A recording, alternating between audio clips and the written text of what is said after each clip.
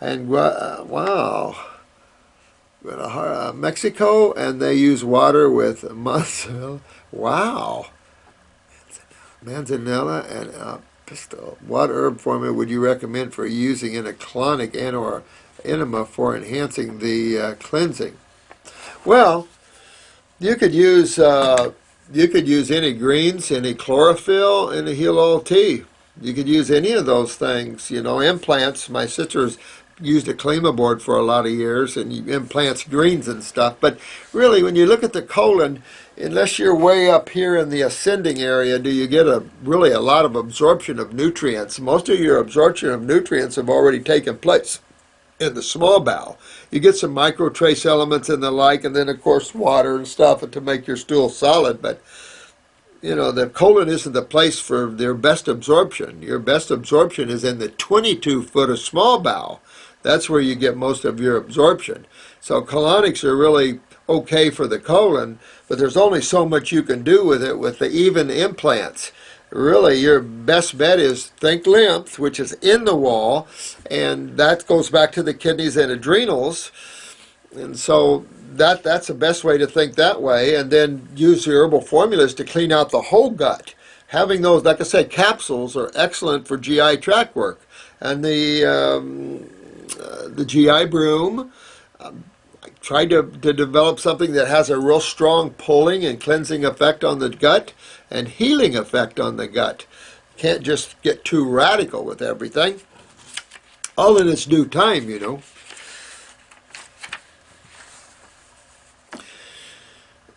Oh, this is JD again. Number 3, in the sexual aspect, I think I need to be better or active or something. I have been using herbs as said, like Damiana, in the mix, and I also use it alone, but I would like something much quicker, which would a glandular be helpful? Now, I've never used a glandular for that sort of thing. They do have them. They have prostate glandulars and stuff like that, which would probably be interesting. I've never used those. I've only focused basically on the generalized endocrine glands. Generally with prostate cancers and prostatitis here, or low testosterone, definitely we get into the adrenals and we pop that up. They do have gonadal tissue, which is the sexual organs. They have the prostate, absolutely ovarian. They have them for everything. I don't think there's a chiropractor on the planet that doesn't use glandulars. That's their gig big time. But you know, a lot of naturopaths use them as well. They've just been around for a very long time, and they're just so helpful. I don't know. You know, I just don't have the same as everyone else on those sort of things. If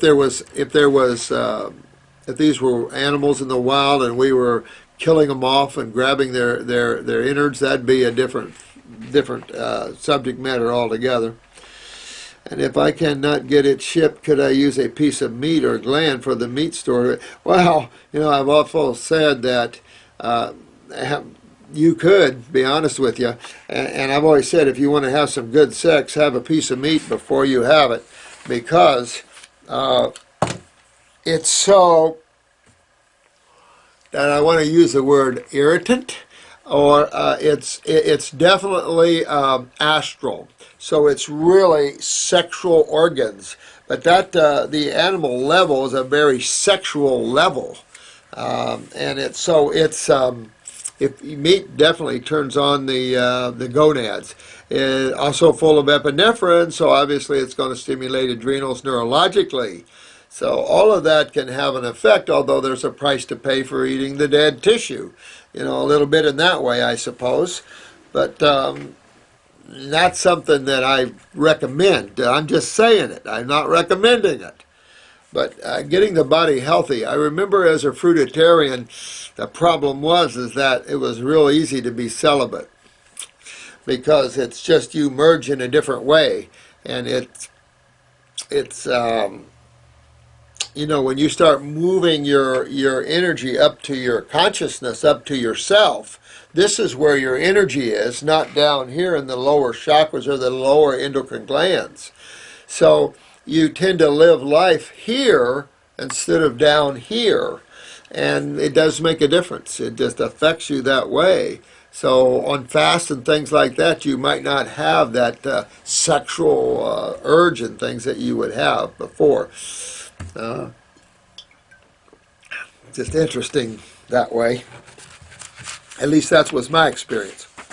JD, I guess I'm reading your post backwards. I've been watching your videos for a few minutes. I have a couple of questions. Is herbs in tea powder enough than the tincture media? Yeah, I think, you know, it's funny. With the herbs, you can cook them and they still have healing properties. That's how powerful they are. So I like the teas. I like the raw. I love all levels of that. I think probably the freshest the herb is, the best it is for you. Impractical in a situation in a clinical work and getting people certain herbs that only have a short lifespan and blah, blah, blah, blah, blah. But I like teas as well, though. We've used a lot of teas on people. It's a cheaper way to go. I don't think it's as nutritive, of course, but definitely very powerful. I mean, the Supreme Being did it right when it came to botanicals because you almost can't kill them. I mean, it's beautiful how powerful these herbs are. And I'll say that if we had non-hybrid fruits and berries, same way. We had a lot of blackberries naturally growing all over the farms, and I was always hogging down blackberries. Real felt good, too. I buy all the herbs I could, 30 plus, and are adding more and make a mixture. That's what I do, just play with the herbs, taste them, get used to the taste and the flavor of them, and you learn how to pick the stronger ones, aromatic ones. You just learn how to do all that. And you just right. Any herb school is going to tell you, taste, smell, get involved with your herbs, and I feel that's the best way. We in an intellectual society, well, let's put them through some type of machine and test them. Oh, please. Man's trying to lose his whole perception and his whole ability to communicate with life by using machines. I just am not a machine person at all.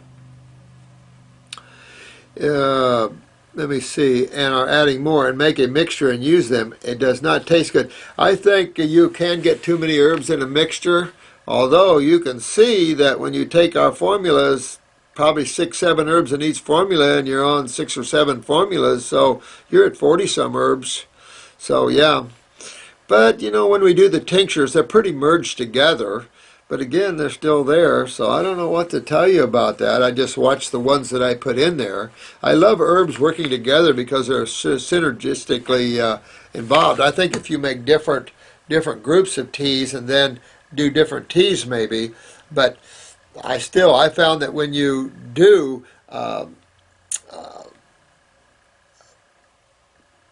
what's the word I want? This is Sunday, so you have to forgive me. This is like clickety click. I got so much work to do at home. It's unbelievable. And, of course, we got class coming up here real soon, so you guys want me prepared for that one, right?